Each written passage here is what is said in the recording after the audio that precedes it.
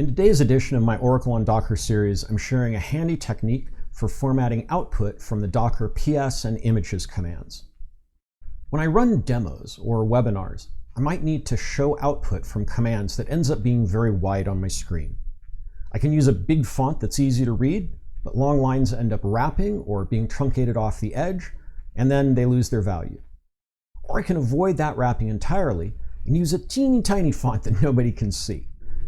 Docker PS is one example of this. Lots of information, but it ends up wrapping and it's hard to read. Docker PS and Docker Images have formatting options that let me select what fields I want to display and how. There are all sorts of options that are available to you, but I'll show you the one that I use to get the information I use most often. I set this as an alias on my system, and now anytime I run Docker PS, it's always there right at my fingertips. Thanks again for watching, and if you have any questions about this or running Oracle databases on Docker, please feel free to leave a comment down below. And of course, subscribe to the channel if you find this information useful and valuable to you, and so you'll be updated as soon as I post new videos about running Oracle databases on Docker. Have a great day.